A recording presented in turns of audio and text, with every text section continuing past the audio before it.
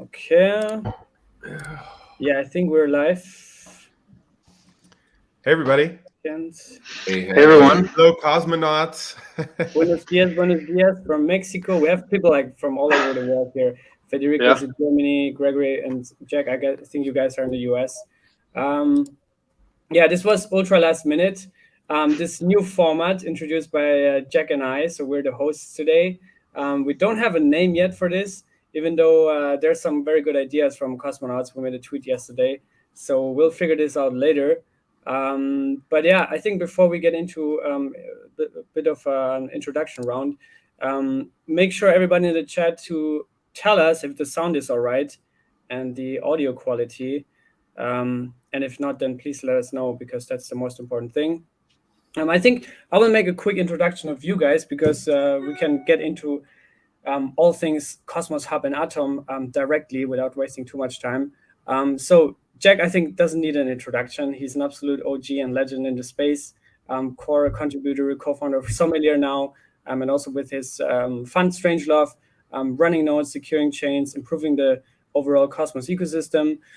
Then we have Gregory Landua, who is the founder of Regen Network, which is a very, very exciting project that basically reinvents the way we deal with our environment. And I think that's a very, very big issue that you guys are resolving. So I'm really excited about this. And also, you guys have been the core maintainers of the Cosmos SDK for a couple of years. So we'll talk about this.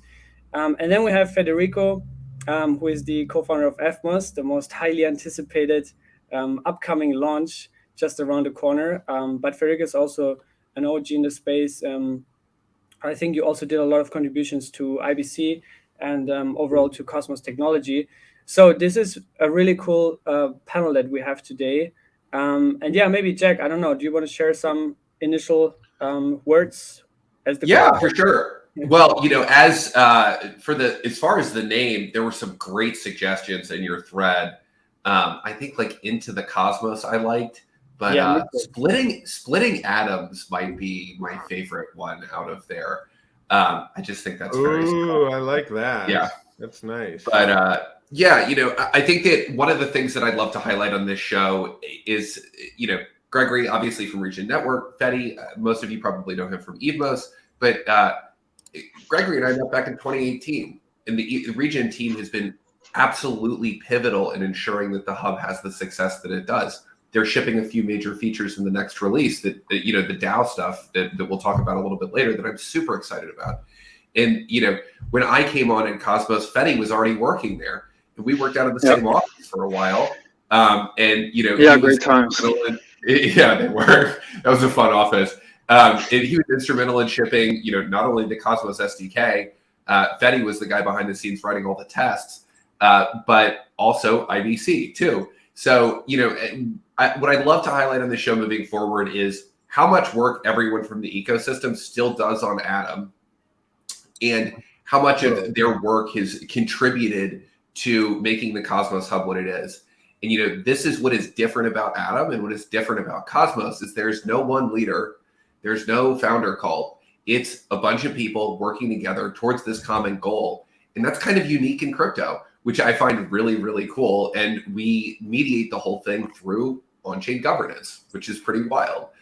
So this is a wild new organizational model. And, Cryptocito, you're a part of this now too. And it's really cool to be on here. So thanks for starting this up. We're also all voluntarily long atoms, right? I would imagine. Like Yes. I am personally, and our organization is, and our network is, in a way. So it's like, and we're not long atoms because Atom is forcing us to sort of like use it for some key part of our operations. We're long Atom because the Cosmos Hub and Atom itself are the drivers for funding public goods, are the drivers for innovation. It is the community that we're choosing to come together around as different decentralized development teams to build a new economy, right? The IBC economy. So it's sort of like, it's unique. We're not, so yeah. One of the main things I think makes Cosmos very different from the rest of the other ecosystems out there and the other L1s is we have a network of independent and sovereign chains. Each of us is working on a different project. Jack is working on Sommelier, Gregory is working on Regen, and I'm working on Evmos. And same with all the other chains, but all of them are contributing back to the Cosmos SDK, which is the base layer which builds on top of we all built this. So for example, Gregory is spearheading the Cosmos SDK team with the rest of the Regen engineering team. And for example, Osmosis has been shipping a lot of performance improvement lately. Us with the EVM module, we've been also contributing back to the Cosmos SDK in ways that we are supporting different key types, so that now Cosmos SDK chains can support Ethereum keys and Ethereum signing. All these works from different point of views and different angles are tackling the same problem. So like in the end, we're making the whole ecosystem better. And I think that is really great, and it's something that differentiate us from the rest of the other ecosystems. Yeah, and I think one of the core reasons why we make this format here is because I think, like Jack said in the beginning, most people don't know how much is behind Cosmos Hub and Atom, right? Like who is actually contributing to it and working on it. And I think that is actually a very strong feature, that there isn't this central point of failure, this centralized individual or company that everything depends upon, right? I'm sure you have teams that do more, teams that do a little bit less, but I think still overall, I think Zaki said it last time, Atom is kind of like at a stage where it's decentralized enough to be immortal, so it can't really die anymore. And I think that's something really cool to think about, and also what I think makes a lot of sense in the long term. Last time, Jack, we already got your thoughts about how you view the Cosmos Hub in the broader Cosmos ecosystem, and how you view the Atom. But it would be good to get also Gregory's and Fidis views. Where do you see the Cosmos Hub eventually over the years since it launched in 2019? This has also maybe changed a little bit. So how do you view it as of today and as of 2022? I think there's a lot of exciting things that are coming up with interchain security, liquid staking, IBC services. So yeah, how do you view the Cosmos Hub and the role of Atom in the current ecosystem? Maybe Federico, we can start. Yeah, so I think like the main thing that well, first I can start how the Cosmos Hub engineering started. I think like when we started building Cosmos in general, like we decided to build this base layer, which is a Cosmos SDK, and the Cosmos Hub basically was a chain with the base set of modules. And a lot of other chains that we're starting to build on top of the Cosmos SDK look on top of the and look upon the like Cosmos Hub and like see if the features were stable enough so that they can release. And now I think that still remains to be the case, but I think the Cosmos Hub is taking more of a leader role in the sense of like it's where all the economic value is coming to. It's like the go-to chain on the Cosmos So I think like in the future, people are realizing now that a lot of chains are airdropping tokens to Atom stakers and Atom LPs on different chains, especially on Osmosis. So that's kind of like another utility for Cosmos users and Cosmos Hub users. Yeah, and there's also a big one coming up very soon with the Evmos airdrop, I guess. Exactly. I think that's also like a lot of people underestimate that, and then they even complain. We talked about this last time. Like they're complaining about the USD value of the airdrop is too little for them to like even claim it or whatever, because everybody wants to make crazy amounts of money in crypto, and I think that's also fair. But still that's a great use case, I think. So Gregory, how do you view the role of Cosmos Hub and Atom as of today, and maybe as it evolved over the years, because you've been actively contributing to it? Yeah. It's, well, so I'll start with now. I mean, now Atom is certainly the money of the interchain, right? So if I wanted as a business, if I'm a contributor running a validator, I'm on multiple networks, contributing to some code, like engaging. If I'm and I have if I have an exchange account, my Coinbase or Kraken or whatever, like Atom is going to be what I'm moving in and out of to sort of like manage my business and manage my life and manage on to off chain and sort of engagement. So it's going to be sort of like the core sort of monetary instrument that everybody is using, like sort of the reserve currency of the whole ecosystem. So that in and of itself, because the Cosmos Hub was early, Atoms were early, they were organically adopted by all the exchanges. Unlike so many projects, I remember seeing these chats back and forth and stuff, and it was like, people saying, "Hey, is the hub going to pay us for listing?" And the hub, was like, "No, like you can list it or not." And Tendermint didn't pay. Everybody was just like, adopt it or don't. Like this isn't a pay to play sort of like deal. And despite that, or maybe because of it, it was adopted everywhere. So like basically any exchange anywhere has Atoms, right? So that's huge value. So like myself, Genesis, R&D Inc. is the Genesis organization of Regen Network. We're also maintaining the Cosmos SDK. It's really called R&D Inc. R&D Inc. is like That's a great name. I love that.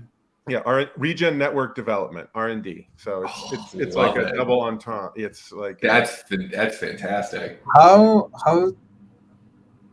had no one registered before? Yeah, I'm kind of shocked by that. That's just such a great name. Well, it's officially it's Regen Network Development Incorporated, and we call it R&D Inc. Yeah, so it's a great one. Anyway, sorry to interrupt your flow there, Greg. I love that. But that's a huge, right? So that's a huge value proposition to new chains coming into the ecosystem or contributors, is to have this like highly liquid, widely distributed, highly secure, like Atom, is not going to go anywhere. There's a great validator community. There's clear token economics. In order to upgrade those token economics as a community, we need to sort of like go through parameter changes and engage. So there's a high degree of confidence. So in a way, it's like Bitcoin for IBC, meaning like it's a conservative monetary, like it has sort of attributes. Yes, it's inflating, right? Atoms are inflating, but that's actually good. I would argue if atoms weren't inflating, Atom prices would get too high, and we would actually like be pricing out all of the humans that we want to be coming into the ecosystem. So this like we want it to be inflating. We don't want crazy.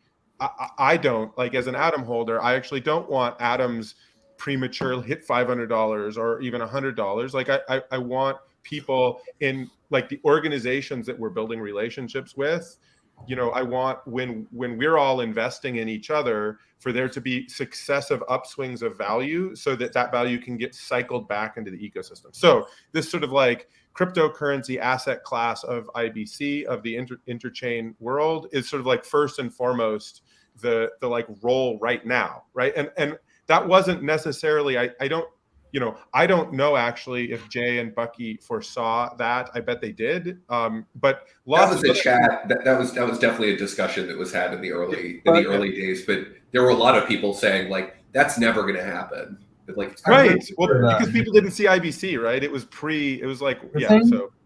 the thing that I think like changed is IBC now is a representation of the relationship between the different teams. And I always get the comment of like, why are you collaborating with your competition? It's like, well, I don't see them as a competition. It's like, but you're different blockchains.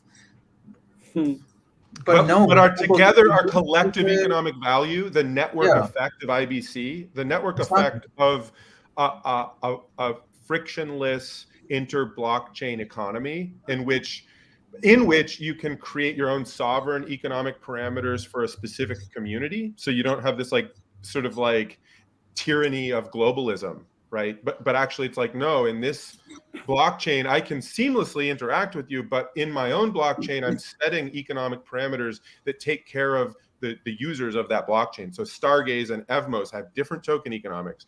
Regen, Ledger, and Osmosis have different token economics, and those can be parameterized and upgraded by specific communities. And that's so powerful instead of like a homogeneous sort of like one economy, one chain to rule them all. And the wisdom, it's just like a pattern of the world. It's a pattern of the universe that this is how we organize this fractal sort of like holographic organization, where a state machine could be 5 computers running together maintaining state, or a state machine could be 1,000 computers, or a state machine could be 1,000 blockchains running validators for a single blockchain. Like that sort of fractal, that's how the world works. The world doesn't work in one giant sort of like singular one isolated blockchain in which you need to pay for the bots to be in, right?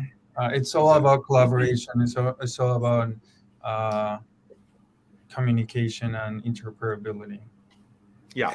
Out cooperating the competition, like Gregory, you said that on the principle. I mean, I say this all the time. This is like R&D Inc.'s like battle cry or something like that. It's like, no, we have to out collaborate the competition, because right now, and that means it's a different paradigm, right? We're legitimately the success in the interchain, and maybe crypto more broadly, but I think it's unevenly distributed, right?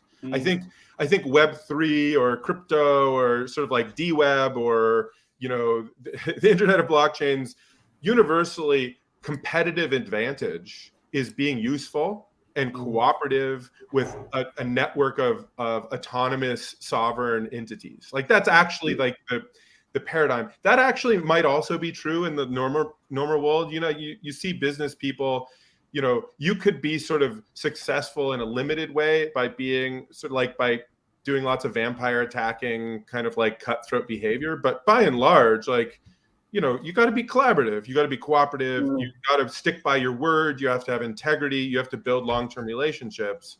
That's what it's all about. And Atom, and just to like bring it back to the value proposition of the hub, it's a voluntary Schelling point, right? And so much work went into, and so much of the ethos has always been that you want to, like, we need to create network effect without the tyranny of network effect. You don't want to force people into always having to have an economic relationship with one another when it isn't mutually beneficial. And so many other blockchains, they do their mechanism design trying to force people into like immutable forever relationship with one another. And the flexibility of IBC and the Cosmos Hub as this sort of Schelling point or town hall or town in the center of that people can come to and they can contribute, and it provides all of these services to them, is really, it's like the beating heart of what makes Atom so valuable, I think, actually. Yeah, I think it represents the ethos of the entire ecosystem. That's what ultimately the Cosmos Hub is. I think was the first blockchain to launch, and it's a blockchain where all the innovation was deployed. Yeah. And it's a chain where all the proof of stake, all the interoperability innovation is happening. Even all the different economic models that are happening, all the governance mechanisms.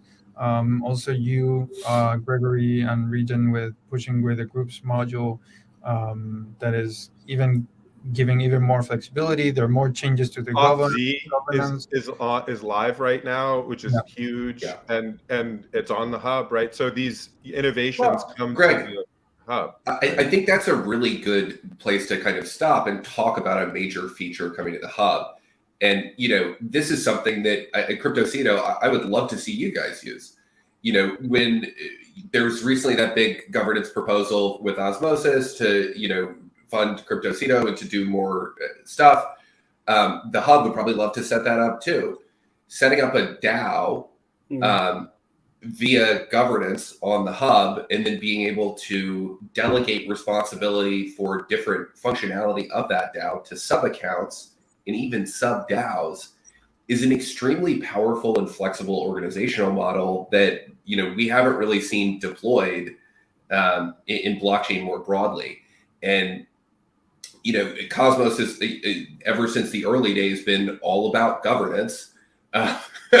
You know, Sonny's got his Byzantine general outfit, and the reason why is because, you know, governance needs to be resilient against these types of insider attacks. And Cosmos has proven itself over and over again to be resilient to those kinds of threat actors and to those kinds of attacks.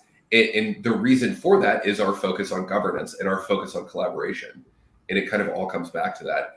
But that groups module in Auth-Z provide two powerful primitives that allow for the creation of basically arbitrarily complex and nested DAOs. Which in order to scale, you need to be able to do. If you have an organization with a huge pot of money, you can't just give everyone access to pull from that. You need to break off pieces of it, endow little groups that have their own power to do that.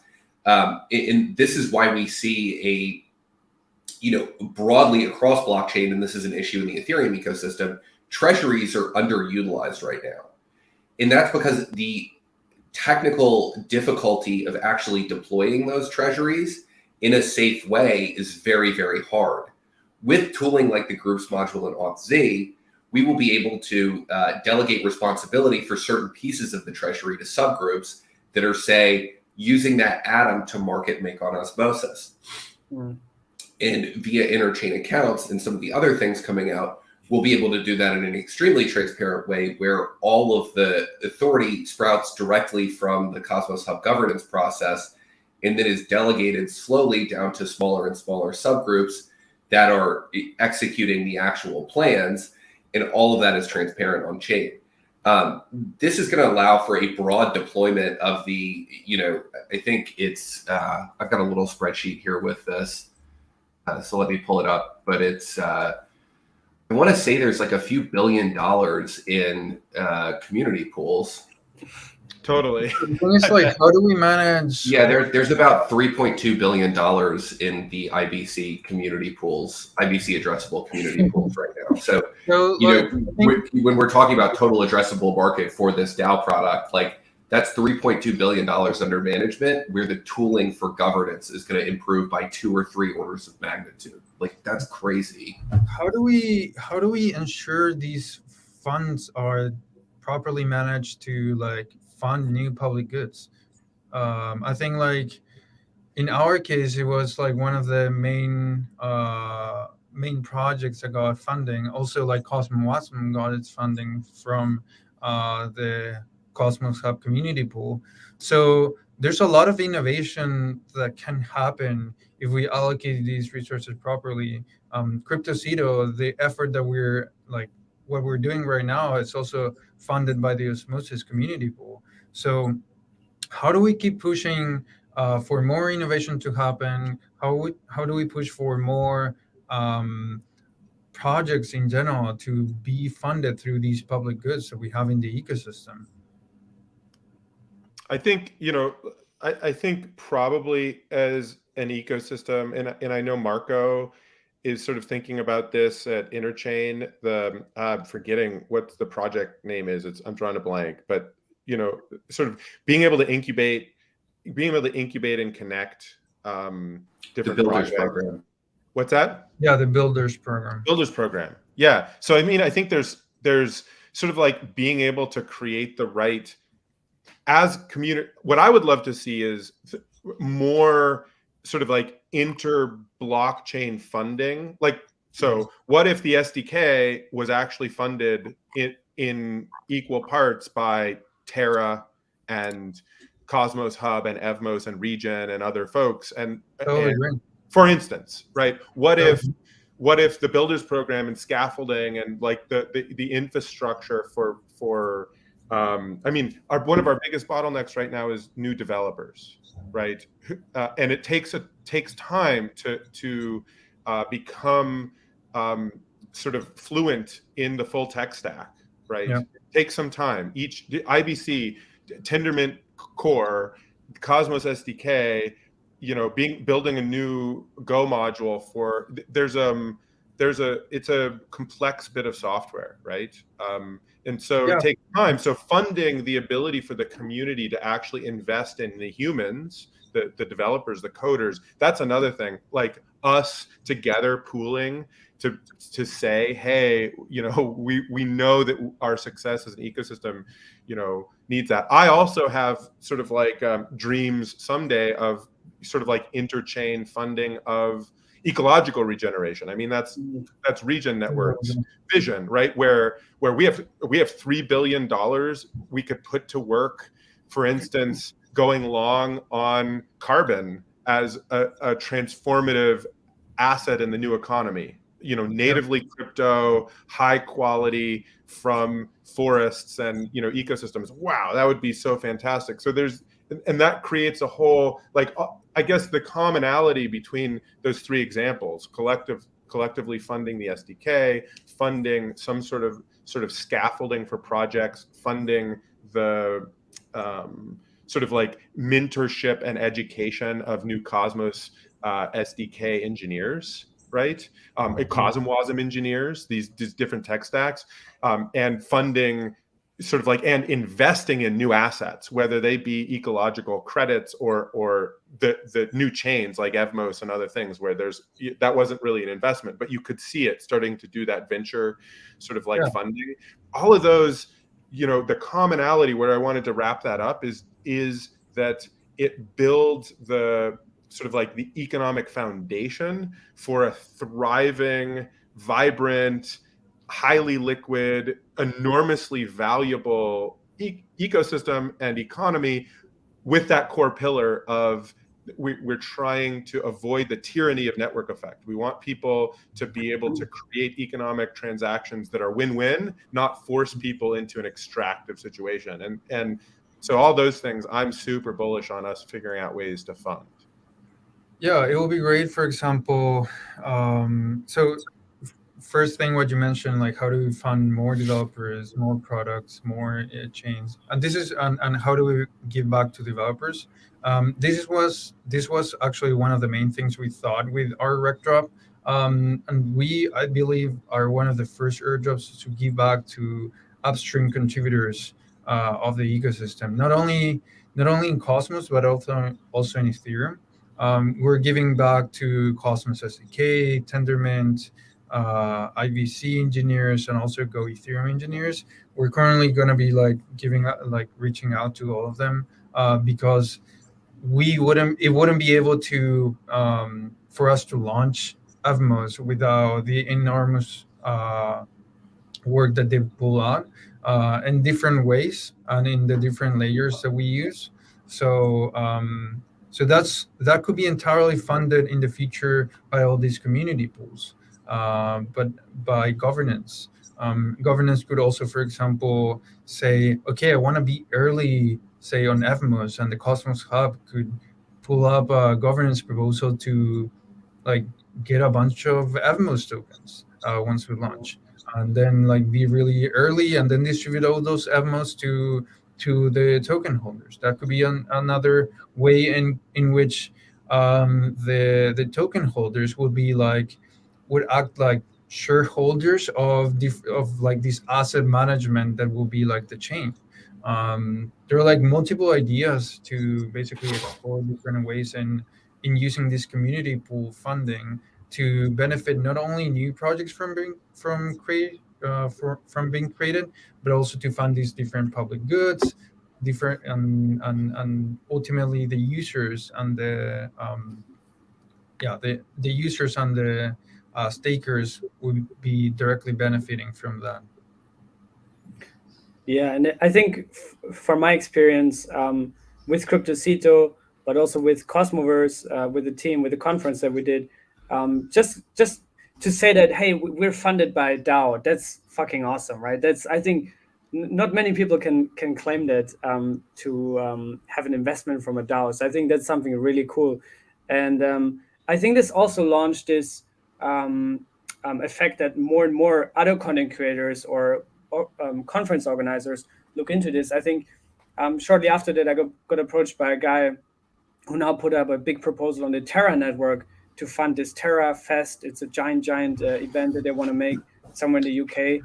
I think from that perspective, there's also a lot of innovation coming in, and the Cosmos community the Osmosis community and all the other communities in Cosmos, I think, are very open to support these things, because it's a mutual benefit, right? And in that way, I think we can also out-cooperate the competition. I wanted to get back to what Gregory said earlier about Atom being this kind of voluntary shelling point in the Cosmos ecosystem. I like that expression, actually.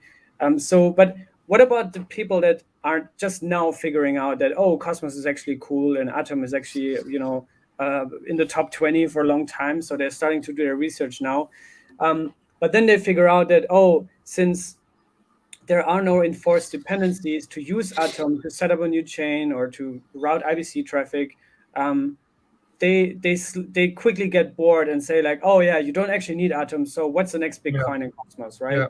So what would you say to these guys that is coming now this year? Do you think that, for example, interchain security could bring this unique feature to the hub that no other chain in Cosmos has, that is still kind of like optional and voluntarily, but could drive immense value to Atom?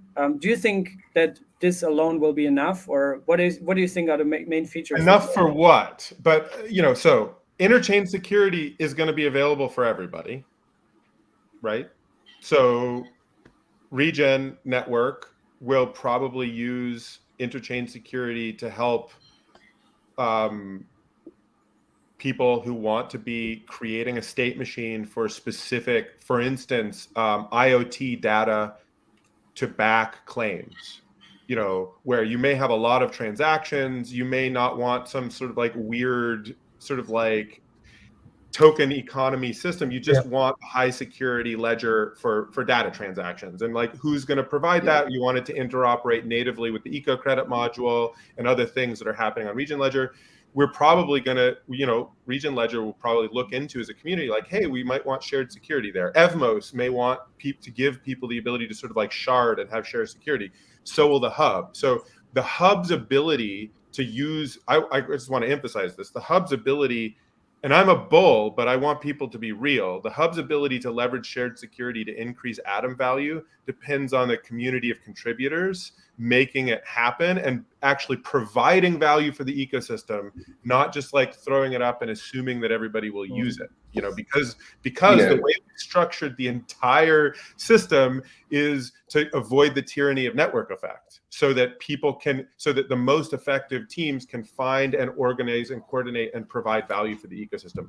Now, do I think Atom holders and the Cosmos Hub are going to be able to do that? To use shared security to provide enormous value for the whole ecosystem and therefore grow the value of the network? 100% yes. I just want to be clear that we're going to do that by what comes after shipping the feature, not just by having the feature itself. Yeah, and just to sort of add on to that, I think it's going to be all about the zones that the hub secures via shared security, and what functionality the Cosmos Hub chooses to continue to maintain its spot at the center of the interchain. And that phrase of voluntary shelling point, I think is really important. So the types of things that the hub has already said that it will be under shared security are the gravity bridge, this incredibly important connection between the Ethereum ecosystem and the Cosmos ecosystem. That is the first application that the hub is bringing in. And the way that that's going to be DEX working, too is planning to move into shared security, right? That's the vision. That is interesting as well. But this interchain routing thing is kind of a little hobby horse of mine. So let's just dive into how the Gravity Bridge is using interchain routing. They're working on a feature with Osmosis where you'll send funds from Ethereum directly to Osmosis transparently through the Gravity Bridge. And that is another use case for interchain routing. So this idea that the Cosmos Hub plays this central role in the ecosystem via IBC, the Cosmos Hub will compete and win for routing funds through it to other blockchains. We've got the first two routing protocols enabled already. We're going to continue to ship those and continue to innovate on that front. And I think this is a huge use case. Another thing that will continue to cement that place of the hub as this voluntary center is the chain naming service. So much like the internet has DNS that is governed by this credibly neutral organization that is not using the power of DNS to bring people offline. It is just allowing this decentralized system to run where there's a large number of actors, and you can pretty much run any website on the internet you want to now. The hub will be that exact same thing for the broader Interchain via the chain naming service. Between routing and the chain naming service, I think those are kind of the killer applications for the hub moving forward that will cement its place at the center of the Interchain in the long term and provide very long-term value for Atom holders. Interchain security is just one way to help achieve that. It is a scaling technology. It is a scaling technology for a single state machine. The sort of core thesis of Cosmos is that one single state machine is not going to rule it all. That's what the Ethereum folks think. That's why they talk about layer 1 and layer 2, because the layer 1 Ethereum chain is the one chain to rule them all. Whereas in Cosmos, we don't talk about layer 1 and layer 2. We talk about different blockchains. Yeah. And this shared security piece is a way to scale the Cosmos hub and be able to provide a lot of very high volume applications like interchain routing. There's a lot of data involved in that. So we're going to need to be able to scale the hub. And it also allows us to experiment with other pieces of functionality in a much more low risk way. So, yes, other chains will be able to run this, but the unique set of applications that make up the Cosmos hub is what is going to continue to cement its place as the center of the Interchain. So I wanna follow up as well on something that Gregory mentioned, and you also touched a little bit, Jack, is the concept of application-specific hubs. So like I see that in the future, and especially during this year, we'll see once interchain security is launched, some chains in the ecosystem will themselves become hubs of application-specific use cases. For example, Regen is tackling everything on the ecological side. And Gregory also mentioned like claiming process through IoT devices that connect directly with the eco credit module that they have. In our case, Evmos will be the hub for EVM-based chains in the ecosystem.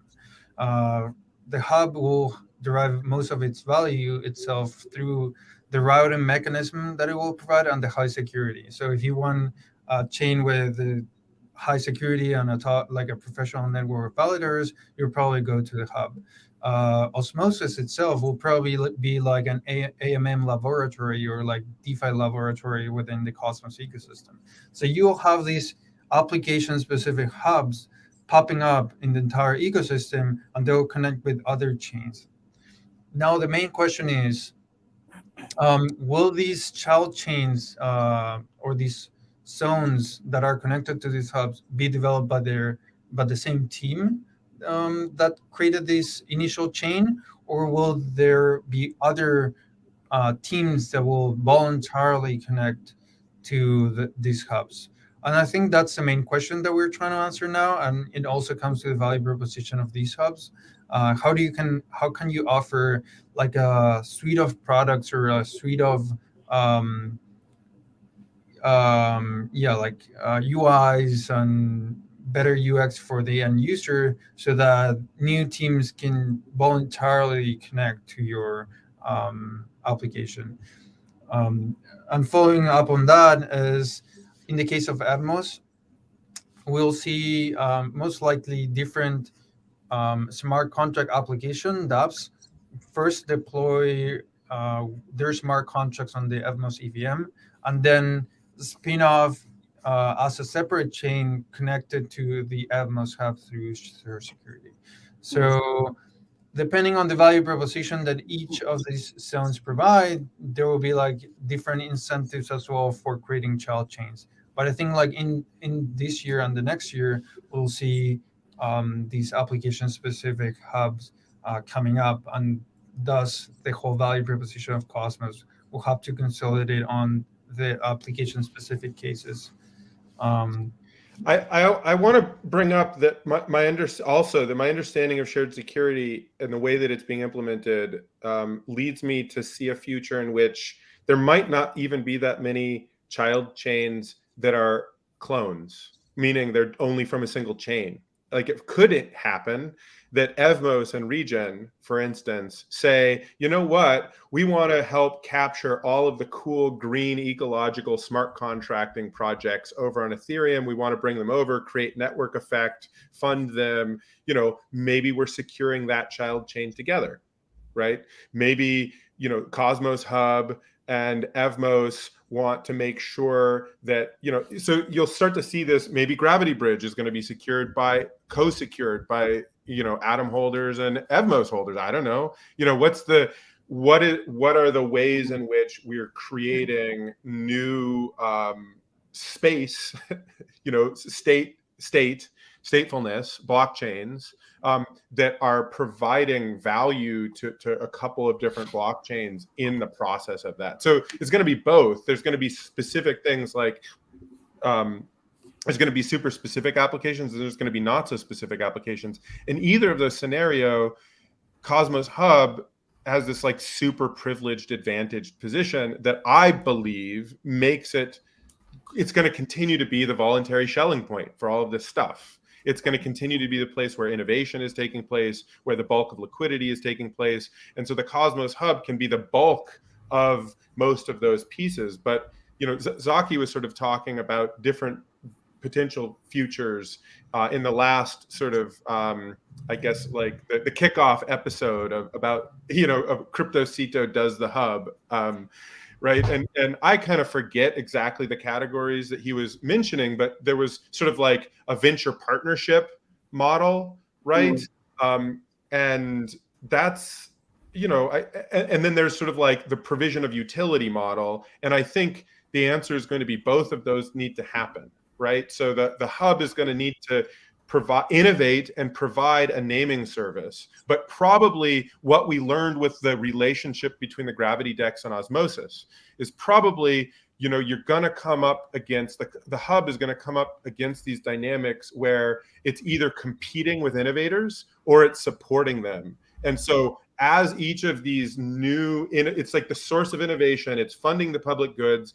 And then if the hub if the hub strategy is always to support, invest in, and like hybridize with the teams that are driving the innovation or that are going to use it, I think you'll have, you know, it'll be out cooperating in the competition will just sort of like continue to pull people in to economic relationship with the Cosmos Hub, continue to build the value that we're all sort of reliant on in the ecosystem, and it will be very, very great. If instead we're sort of like, no, we're going to compete with, you know, directly go head to head. And this is why, for instance, I was sort of like, and I haven't thought super deeply about it, but I'm sort of like a gentle fan of sort of the hub buying out the star name service, for instance.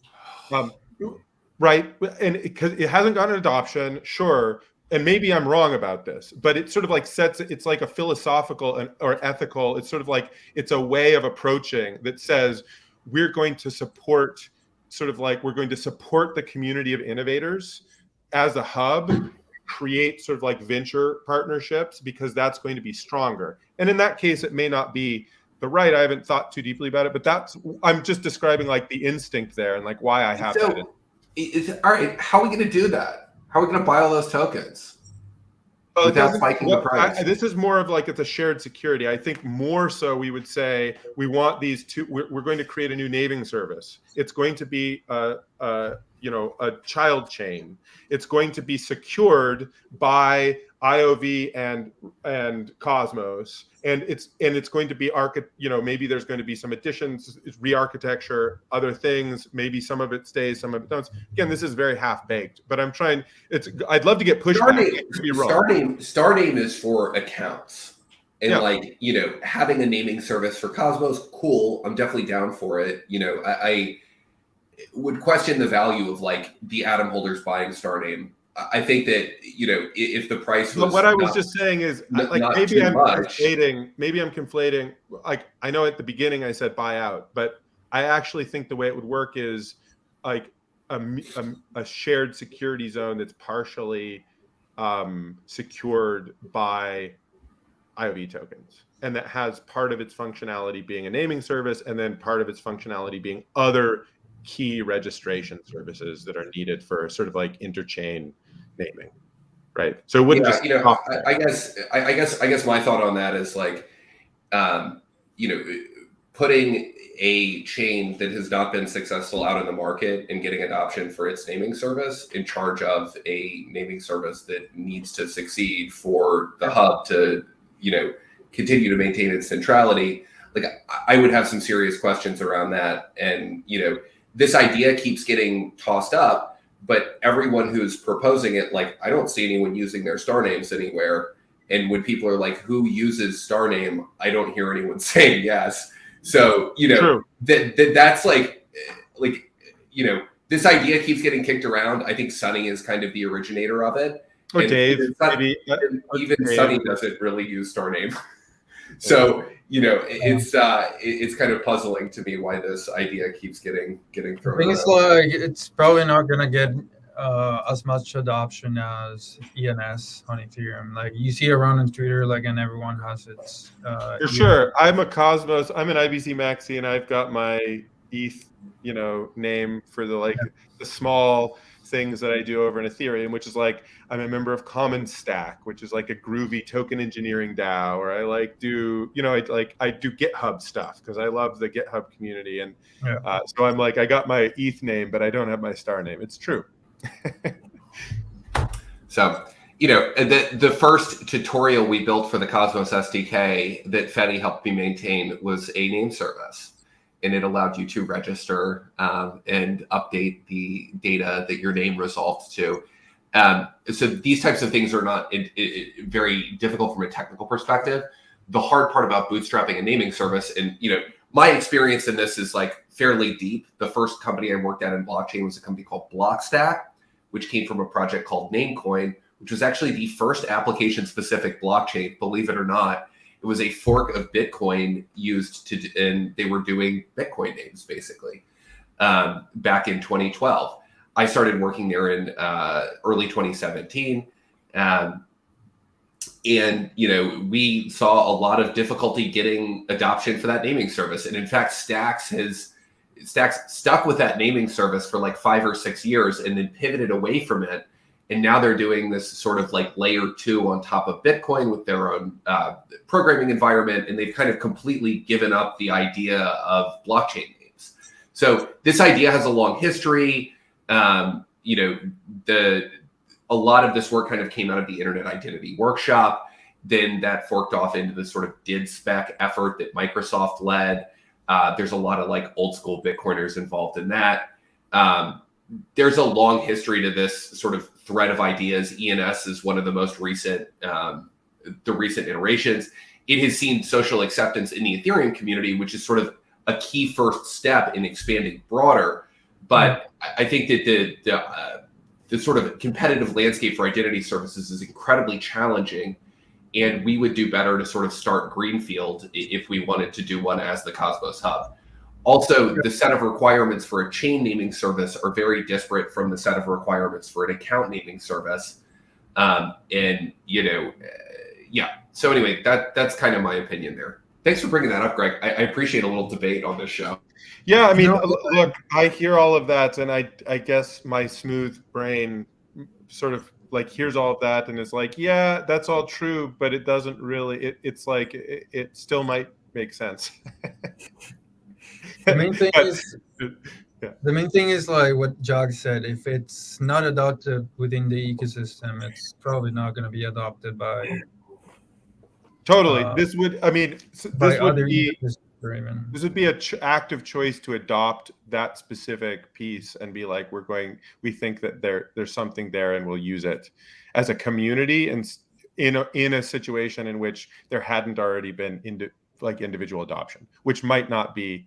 Like, I can totally respect the argument that that's not worthwhile. So I don't know and I haven't like thought deeply enough, and I don't know enough about like the state of IOV as a project or the team or what they're doing or what they're not doing to actually be like advocating it. But I do want to, like, what I'm really trying to do by bringing it up is advocating an approach, which is there should be a bias towards that sort of like collaborative, cooperative investment from the Cosmos Hub. And then we should have conversations, and maybe it doesn't make sense because of, technical or implementation or adoption issues, but there should, I think the Cosmos Hub will succeed if we're tending as Atom holders to sort of like bring things up and then have a bias towards like, yeah, how can we help this actually? Like, what do we do to support this sort of like, naming service and, interchain accounts, naming and registrar and DID stuff. Yeah, I think also next time, I think Dev also left a question around these things and M&As, and we talked about this briefly last time. I think next week we try to get him on for this show today, but I think the next time we can get him on and we can go more in depth on these things. We have almost 200 people watching right now, which is crazy.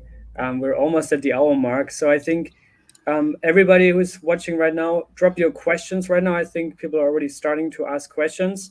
But before we get into the questions, I think it would be cool to get everyone's thoughts about, well, you already briefly talked about it, but the tokenomics of Atom. You mentioned the inflation rate, which I think many people don't know, but Atom's inflation is actually a dynamic model that is basically pegged to the ratio of atoms being staked to secure the chain, right?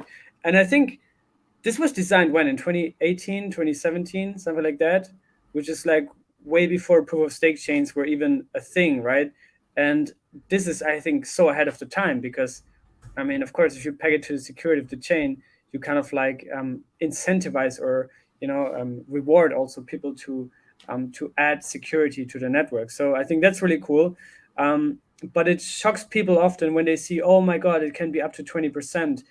So what are your thoughts on that? Do you think that needs to be changed? Do you think there's any like requirement to rethink the whole model or to entirely change it? And then also, I'll open it up. You guys can talk.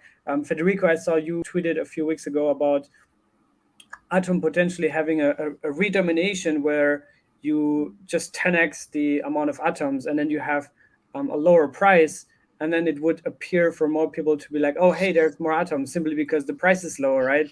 I think Polkadot did this at the very beginning, right? This is an idea we thought about during our offsite in Miami with the rest of the team. So like, what would happen if you increase the supply 100 times and then make the atom like less than one? Yeah, you could buy one atom for less than $1. It's just like for a retail investor, it's like an optics thing. Yeah. And that's why like a lot of people like invest in low value coins, like per coin. That makes our brand a low value brand if we start devaluing the price. The sort of opposite of that is YFI, where the individual token price, or ION, for that matter. Oh yeah. Where the individual token price is extremely high, and that's sort of like a positive brand signal. Berkshire Hathaway is a company in the sort of traditional markets that does this. This idea of sort of devaluing the individual unit price is something that gets used quite a bit in the traditional markets. Yeah. I personally find it associated with lower value brands. I think the Cosmos Hub is a very high value brand. And to get to Cryptocito's question about the sort of inflation, and is it right? What the Cosmos Hub inflation model is designed to incentivize staking. So people say, oh, the inflation is going to go up to 20%. It's never really going to get there because we're not going to see the stake rate go down. And in fact, even during this latest price run up, we've seen stake rate go up because the Cosmos Hub community and even the new people buying in are long-term focused. Our entire messaging around Atom for the entire time we've had it, all the way from the fundraiser, all the way through deploying the chain, and then even to now, it is a long-term focused bet. You don't get to be the interchain services provider in a brand new Internet of Blockchains unless you ship the basic substrate and the Internet of Blockchains piece of it, and then get the Internet of Blockchains actually adopted, and then win at this interchain services thing. Like, that's real hard. we've de-risked that so significantly, which is, I think, why we're seeing the price go up and a lot of institutions start piling into Atom, is because, we've done the first 4 steps of that. And now we're at the place where this broadly distributed organization that's incredibly talented is all contributing to make this interchain services thing happen. And we are likely to win in that market. So, I think that if we zoom back out and think, like, is that inflation worth it? The inflation pays for the security of the network and ensures that it's long-term sustainable. So I think in that way, yeah, it is absolutely worth it. And monkeying with the Greg, you haven't muted your YouTube. I know you want to get in on the comments there. Monkeying with the core economic model in that way right now, I think would be a signal that we don't have confidence in that model long term. I think some of the other tokenomic improvements, like the stuff that Zaki was talking about on the show last week with fluid staking and a bunch of these other things like that, that's a much more fruitful way to drive value to Atom holders. And then also, the DAO stuff that we talked about earlier in this call with sort of utilizing the community pool a lot better. Those are much more direct ways to drive value to Atom's stakeholders without diluting the brand. So anyway, yeah, I agree. It was I like the idea.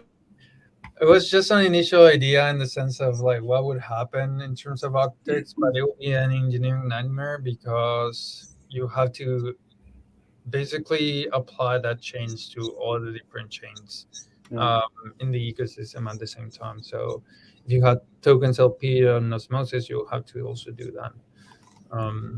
But yeah. But I think when Polkadot did their like coin split, or I guess whatever you want to call it, I think they did it like in the first 2 or 3 weeks after they launched. Yeah. So I think people didn't even know. They didn't even notice that, suddenly they redenominated that. But I think it was, good for the price probably, and at least in the short term, to attract the retailers, because like you said, Fede, they just like to have more coins in terms of like coin count. But yeah. I think we can get into some questions. Unless you guys have anything else that you want to like add or share. Otherwise, we have the first question from Adam. He's asking, love this question. I've seen a lot of really innovative ideas come from non-dev community members. If they have brilliant ideas but no experience in no dev experience, how can we empower community ideas without dev experience? Whoever wants to take that.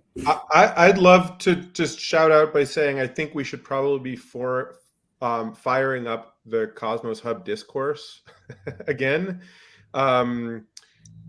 There's also Discord and other things, but that discourse for a while was really active, and the conversations have migrated to other places. They're still happening, but that would be just like from a functional perspective. There is a Cosmos Hub discourse, which is a long-form forum in which people can share ideas and comment back and forth as like the first step towards getting something on chain, building community around it, and kind of engaging. And I think if folks went, maybe we could have like a pledge. If people go and they sign in and they do discourse forums, like the 4 of us can, and you tweet me. And maybe these other fine gentlemen, like we can retweet it, and then people can go and like have conversation about good ideas. The devs can see it. You can build momentum and community around really innovative ideas. That's just off the cuff, kind of a thought of how to solve that with some existing tools. Yeah, one thing I would say is Cryptocito is a great example of a non-dev who has made a huge impact in this ecosystem. And, we met and you were like, hey, I want to like learn about this. And like, can you connect me with some other people who I could talk to about it? There's a bunch of other folks that Cryptocito works with who have started their own podcasts, and they're talking to a bunch of actors in the ecosystem. That's definitely one path. I think community management and active engagement in all of these various community spaces that we have. I think one of the cool things about the Cosmos community is we're all a little obsessively online. So we have a lot of these kind of online community spaces, whether it's our little sphere of crypto Twitter, whether it's the archipelago of Telegram groups or the various Discords. There's a lot of places where you can get in and, kind of rub shoulders with the people who are in the ecosystem. I'm really easily available online. Like, you can find me in a lot of places. You might not get me consistently because I'm a little ADD, but you'll get me a little bit. Fedi is the same way. Go over to the Evmos Discord. Fedi's all over there. Gregory's the same way. Go over to the Regen channels and Gregory's in there. So, if you want to get involved in these projects, go start talking to the people who are running them and helping to grow them, and find out how you can contribute. There's people looking to hire for these jobs all the time. There's a great need for community management. And, so yeah, like between producing content and community management, which kind of go hand in hand, I think that's a great way for non-devs to get involved. So yeah. Yeah, I think, for example, we are also like hiring community managers. We're working currently on an ambassadors program for people to like engage with their local communities as well. There are like different ways in which you can get involved. Content creation is also like a great thing, like writing guides, like technical and non-technical guides. Like all of them are useful to like share the project and share the news to the ecosystem and to other users as well. Like how-to guides, documentation, everything is always welcome. Yeah. Yeah, and I think honestly, my journey is a good case study because all I did was just reach out to you guys, and Jack was the first one to like say, hey, I'll jump on a call with you and walk you through what Cosmos is. And back then I was like, wow, this is actually cool that one of the core developers takes the time to explain me things. And then Gregory, we had a long call, and then with Federico and all of you guys. So I think that's also the strength of Cosmos, that everybody's open to chat, open to listen to new ideas.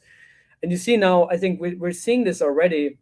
Even if you go away from adding value from a community perspective, but more from, hey, I have a business idea, but I don't know how to code. I don't know how to, find a developer. Maybe I'm still putting it out there on Twitter or on all these communities, specifically for certain projects.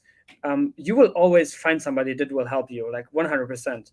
So just put it out there, get involved. I think Osmosis has also pioneered this Commonwealth platform where a lot of great ideas originate from. You guys at Regen, I think you start migrating over there as well. Yeah, we're migrating over. And I would just say that I put it in the YouTube chat. There's forum.cosmos.network. It doesn't have the full Commonwealth integration, which maybe the hub could think about, which has some nice add-ons, but it does have a really nice long form forum for durable conversations and things like that. And so I would just throw my hat in for like reinvigorating that as a town hall for the hub in some sort of meaningful way. I was also going to note that Cryptocito, what you did so well and what I'm so grateful for in terms of you leaning into the community is just learning in public. So it doesn't matter where you start your journey, but committing to like figuring things out and doing it in public. And then if you've got questions or concerns, like daylighting it and having conversations about it with people is really valuable for everybody. And as an open source community, we depend on that kind of like public learning. Learning in public, like Greg, just like so much this. It's one of those sort of like fundamental building blocks of this entire ecosystem. It's something that Zachy instilled in me early when I got here. It's something that Bucky instilled in me early when I got here. Vitalik from Ethereum does this really well. I think that learning in, if you go back even to the origins of Bitcoin, Hal Finney and Satoshi also learning in public too. And that is just like, I can't stress how critical that is. It is antithetical to the way that a lot of online discourse happens. There's a lot of shaming and sort of gatekeeping that goes on in a lot of online discourse. So to keep this ability for us to learn in public, we have to maintain positive community spaces and encourage other people to do it. And that only works if everyone gets out and learns in public and encourages other folks to do so. So I'll see you in a bit. So yeah, that is an excellent point, Greg. Thanks for saying that. Yeah, and anybody who's involved, who wants to get involved in the community side of things or events or meetups, you can also hit me up directly. I mean, we're just talking about this before we went live. Now I'm here in Tulum in Mexico, and we just got this proposal that passed on Osmosis to fund Cosmoverse. So we're definitely going to throw events maybe here locally in Tulum, and anybody else who is around the world and wants to do something, like, we're super committed and really happy to collaborate with other event organizers or community members, because I think that's also what we need more, and that's bringing in more people and helps to learn from each other. So that's always the most important, I guess. Next question from Piyush. I wanted an explanation on how Cosmos Hub as the relayer will function. In the light of the recent BTSG airdrop, where you can transfer BTSG directly from Cosmos to Osmosis, since it's not the same token. Who wants to take that? Jack? Maybe you? Yeah, sure. Absolutely. So, Piyush, thank you for the question. How will the hub as a relayer work? The answer there is highly technical and is not immediately obvious. We don't really have a clear plan to execute on that right now, but I can tell you what I know are the key pieces. One is a chain naming service. Two is interchain queries, i.e. the ability for consumer chains to pull that data in. Three is sort of developer relations and developer experience for integrating those two features into smart contracting platforms, so that smart contracting platforms can dynamically create and negotiate new routes through the interchain using and relying on the hub. And like, I just said a lot of things that are highly technical and are really kind of out there, but like the amount of use cases that are going to be enabled via this are just absolutely insane. And it's something that only the hub can do, I think. So, is that the hub exactly as a relayer? Not necessarily. We're working on the relayer DAO that will be a group on the hub that may end up being a really critical part of the chain naming service effort. I think we'll drive a lot of this stuff through there. But the hub as this sort of central point in the interchain and the ability to sort of move those tokens around and move the data, even more important than tokens, because really what are tokens besides data? They're just entries in some of these blockchains, and that data does have value. So the answer there is chain naming service, interchain queries, and developer experience, and those are all things that the hub does really well. Awesome. John asks to Federico, I guess, when Evmos on Osmosis?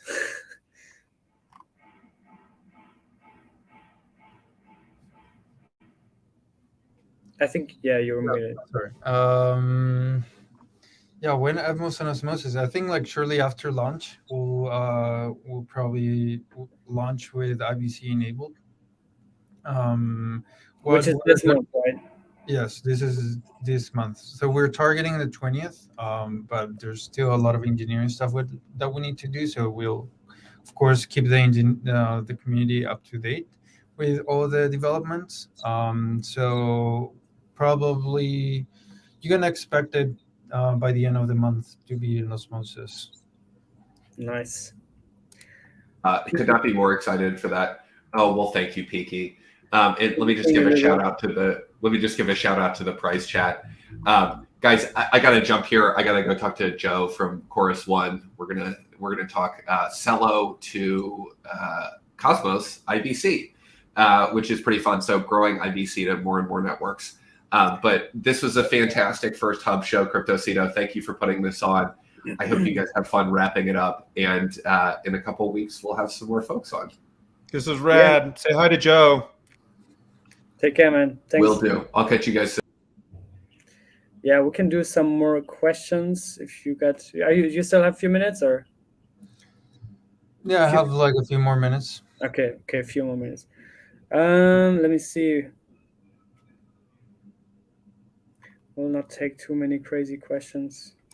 What the hell is rec drop? I can answer that quickly. So basically, the Evmos guys are gonna do an airdrop for people that got wrecked on Ethereum bridges, Ethereum DeFi. There were a lot of exploits and all these kind of things. and also a gas drop where you get basically free Evmos tokens if you got wrecked by fees on Ethereum. So stay tuned for that. Are there any updates on Cephmos? So Cephmos initiative is like a collaboration between Celestia and Evmos. It's going to be like a settlement layer using the Celestia chain as data availability and Evmos stack as well. But we probably won't start working on it until after launch. So after launch, we'll most likely talk again with the Celestia team to start planning on the set of changes for Cephmos. So it's mostly going to involve some smart contracts and precompile. So when is it going to be launched is also depending on the Celestia timeframe for mainnet launch. So okay. There's a question for Gregory. I want to hear Gregory talk about some of his neat ideas. For example, his Twitter personalities from history powered by AI. I don't know what that means. Do you know what it means? Yeah, I don't know how you know that I've been thinking about this. Are you listening to me? No, I'm just I think this is well, first off, credit where credit's due. The always innovating Sonny Agarwal. I mean, he had. I don't think it's active anymore, but for a while there, Sonny had sort of a GTP2 AI Twitter bot that was trained off of his past tweets and would just like auto tweet stuff. And so that gave me the idea, or I had been thinking about it maybe in parallel, to create some maybe GTP3 trained off of specific, prose or art or pieces, and just have some cool personalities. So you could have somebody who's like an amalgamation of different Cosmos Hub supporters.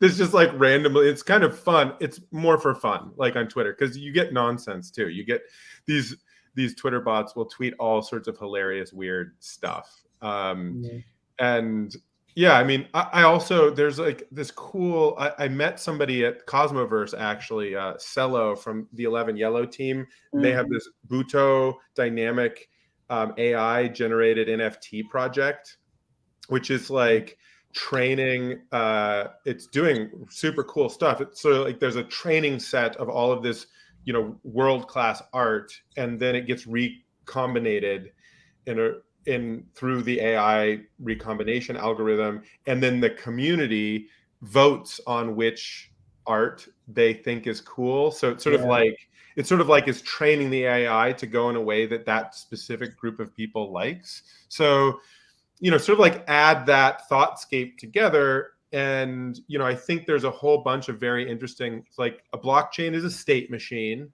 From a certain perspective, I am a biological state machine.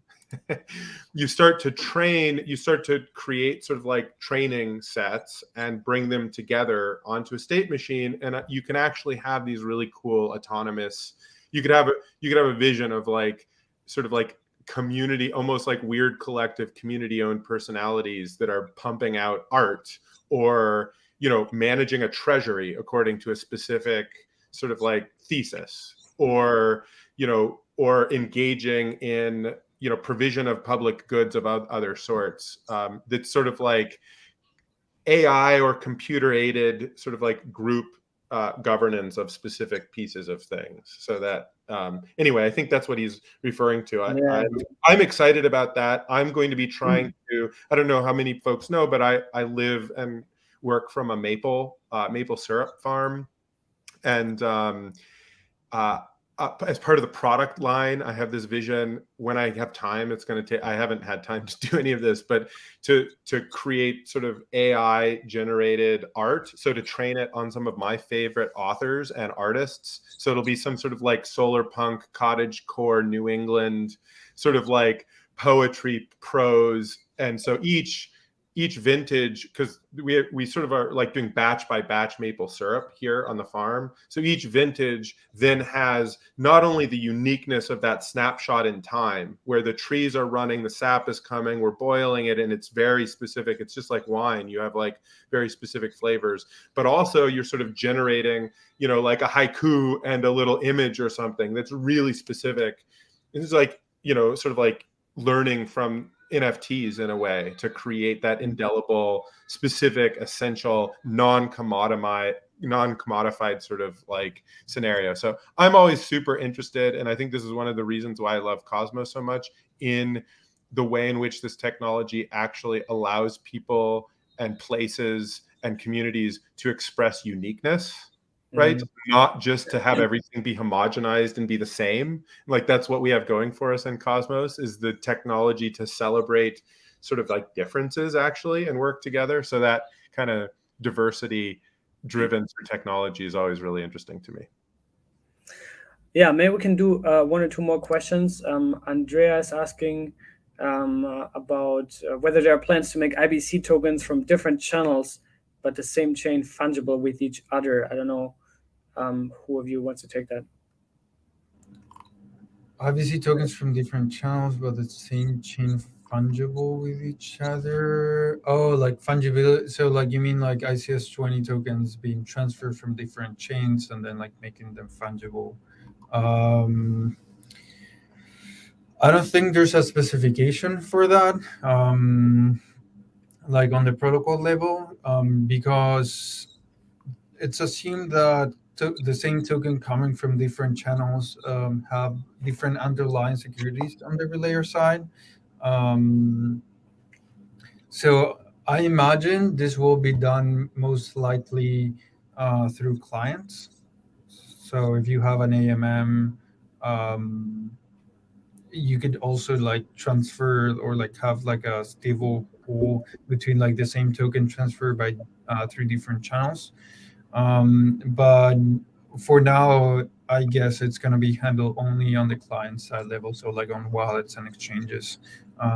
So if you transfer Osmo to the Cosmos Hub, or like to the Cosmos Hub and then to Evmos, it will be like different as Osmo transferred to Regen and then from Regen to Evmos. So those should be handled differently by the chain, but I assume it will be like the same on the application. The same on the client side. Enki saying, Greg, you're the Zlatan Ibrahimovic of the crypto space. I guess with your hairstyle. That's funny. Cryptohimovic. Oh yeah, he's awesome. He's the Cryptohimovic. He's the football player, right? Yeah.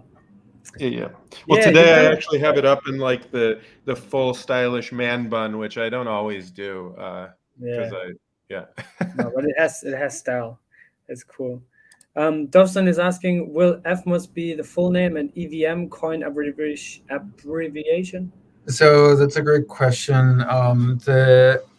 So this was actually the EVM was like our main, one of our 2 names that we were like evaluating when we created the token name. The main problem with the EVM token, like having an EVM token, is it's trademarked by the Ethereum Foundation. Like it contains it's EVM virtual machine, so it will most likely be trademarked, enforceable by the Ethereum Foundation. And because all the stuff that we had to deal with because of the Ethereum trademark, we thought it wasn't like good to go from one company enforcing one trademark to like the Ethereum Foundation enforcing another like even bigger trademark. So we decided to go for with Evmos for now, but I don't know if you can argue it's being used as like for use of the brand. I don't know. So that's something that would need to be discussed with lawyers and all that. Yeah, makes sense. Yeah, I think we can wrap it up. Curtis saying Regen, let's go. I also like this Regenerative. That's a cool word game you can do here. Yeah, we have a fun channel in our Discord for folks who have ideas just around NFTs that are linked to funding regeneration or connecting. I've specifically been thinking a lot about Strange Clan, actually, and I have this whole kind of like crazy idea of using the Unreal Engine to create sort of like the future state expression of landscape regeneration. You know, like I know Fede's got a family farm, I've got a farm. Like, what does it look like to have those regeneration places be sort of like virtual homes for different things that we're doing? There's a couple cool NFT things. I was mentioning this collaboration with the artist from Avatar and Regenerative Resources company that we've been in. So there's some live NFT posters, which are each time they change hands, the royalties, all of the 100% of the stuff that's going on these NFTs is just all of the royalties and all of the money, initial money, are going to go plant mangroves. And that's going to migrate over, and we're chatting with the Stargaze Zone, and probably we'll have an NFT module natively on Regen Ledger. Not maybe the marketplace will be over on Stargaze, but we'll have sort of like issuance and curation function. And really our goal, again, in like the application or domain specificity at Regen, we're really passionate. Does this sort of like create a new asset class or form of collaboration that results in ecological regeneration? And that's the public good we're going after providing. And so we'll use different tools, whether it's NFTs or shared security, but it's all sort of for that sort of specific application and mission.